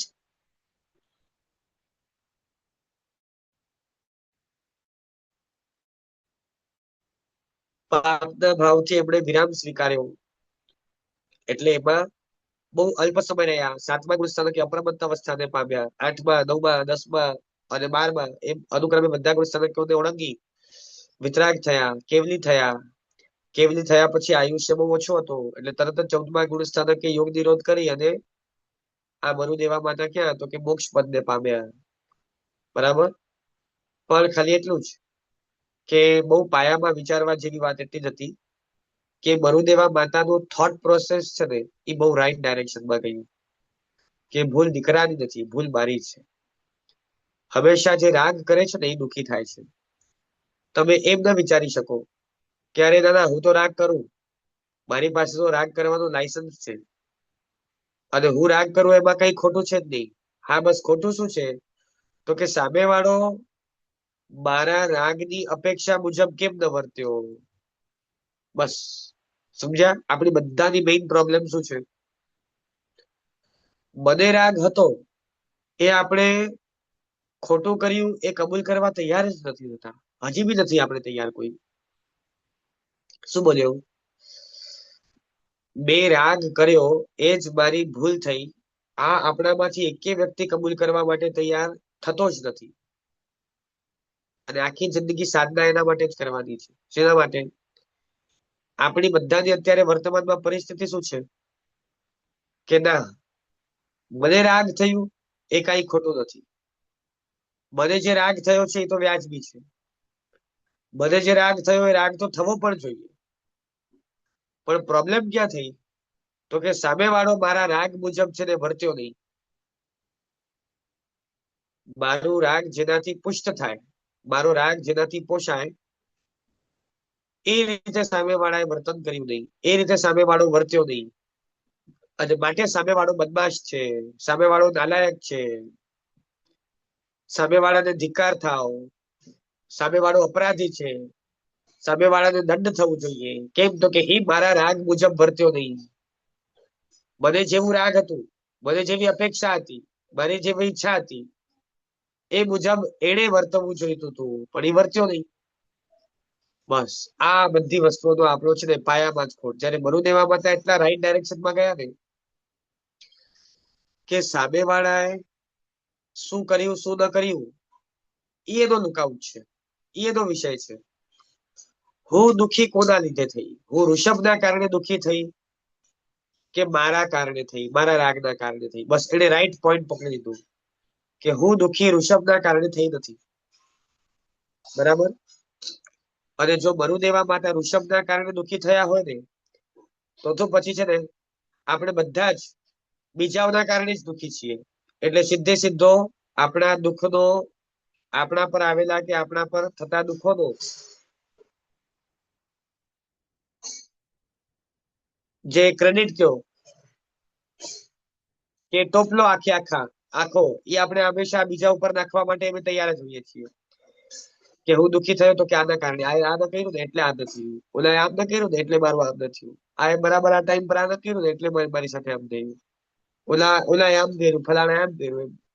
આપણે એકદમ રાઈટ પોઈન્ટ પકડી લીધું કે હું દુઃખી થઈ છું મારા અંદરમાં પેદા થયેલા ઋષભ પ્રત્યેના રાગને કારણે. રાગ જ દુઃખી કરે છે અને માટે રાગના સુપડા સાફ કરો એટલે દુઃખ આપોઆપ વયું જશે. અને એમણે રાગનો ત્યાગ કર્યો. બસ અને કેવલ જ્ઞાન સુધીની યાત્રામાં સફળતાપૂર્વક આગળ વધ્યા. ચલો 10:32 થવા આવી છે, આપણો સમય થયો. ખાલી આપણે છેલ્લી જ ગાથા છે એટલે લઈ લઈએ. ગજ ઉપર મરુદેવા કર બહણી, કેવલી થઈ શિવ જાય. ગૌતમ દીતિ ગુણાબ્ધિ સુરી કહે, ગૌતમ દીતિ ગુણાબ્ધિ સુરી કહે, શુભ ભાવના સુખદાય જિદવર પૂજા. શુભ ભાવના સુખદાય. બરાબર? બસ આ જ મરુદેવા માતાને જે સમજ આવી એવી શુભ ભાવના આપણા અંદરમાં પેદા થાય એવી ભાવના સાથે આ પૂજાની ધાર આપણે પૂરી કરીએ છીએ અહીંયા. બરાબર? ચલો હવે આવતા ક્લાસમાં આપણે બીજી ધાર શરૂ કરશું. આમાં ખાસ 2-3 ઘટનાનું વર્ણન આવી ગયું. એક તો બહુ મહત્વનો મુદ્દો હતો ભરત ચક્રવર્તીનો, કે ભરત ચક્રવર્તી કેટલા મહાન છે કે એક બાજુ ભૌતિક જગતની સર્વશ્રેષ્ઠ ઉપલબ્ધિ એવી ચક્રરત્નની વધાઈ અને બીજી બાજુ કેવલ જ્ઞાનની વધાઈ. એમાં ખરેખર એમના આત્માને શત નમન છે કે તમે ચક્રરત્નની વધાઈને ગૌણ કરી અને કેવલ જ્ઞાનની વધાઈને સ્વીકારી. બરાબર? અને બીજા નંબરમાં મરુદેવા આમ માતાએ જે પોઝિટિવ થિંકિંગ, જે રાઈટ ડાયરેક્શનમાં પોતાની વિચારધારાને લઈ ગયા કે જે કેવલ જ્ઞાન સુધી લઈ ગઈ, એ ખાસ મરુદેવા માતાને પણ શત વંદન છે. બરાબર? ચલો આજે અહીંયા રાખીએ. કોઈના પ્રશ્ન લગભગ આવ્યા નથી લખવામાં. એક નાનકડો પ્રશ્ન આવ્યો છે, અમુક સમયે મહારાજ સાહેબ દીક્ષાર્થી કે કોઈને પણ ચોખા વડે વધાવવામાં આવે છે એનું શાસ્ત્રોક્ત વિધાન શું છે? વર્ષીદાન ઉડાડીને શા માટે આપવામાં આવે છે? હા, તો આ પ્રશ્નનો જવાબ હવે આજે સમય થયો હોવાથી આજે નથી આપતો, કારણ કે બધા લોકોને 10:30 પછી બહુ મોડું ન થાય એટલે. પણ હું આવતા ક્લાસમાં છે ને આનો હું જવાબ આપીશ કે મહારાજ સાહેબને અથવા તો દીક્ષાર્થીને ચોખાથી વધાવવામાં આવે છે એ શાસ્ત્રોક્ત છે કે નથી. અને બીજા નંબરમાં વર્ષીદાન પણ જે ઉડાડીને આપવામાં આવે છે એ પણ શાસ્ત્રોક્ત છે કે નથી, એની પણ વાત હું આવતા ક્લાસમાં કહી દઈશ. બરાબર, ચલો આજે અહીંયા રાખીએ. ચલો, સૌની પૂરી પૂરી અનુમોદના. હવે સર્વ મંગલ સાથે વિરલભાઈ ક્લાસની પૂર્ણાહુતિ કરજો. ચલો, જીનાજ્ઞા વિરુદ્ધ કઈ બોલાયું હોય તો મિચ્છામિદુક્કડમ. સર્વ મંગલ માંગલ્યમ સર્વ કલ્યાણ કારણમ પ્રધાનમ સર્વ ધર્માણામ જયતમ જયતિ શાસનમ. પ્રણામ.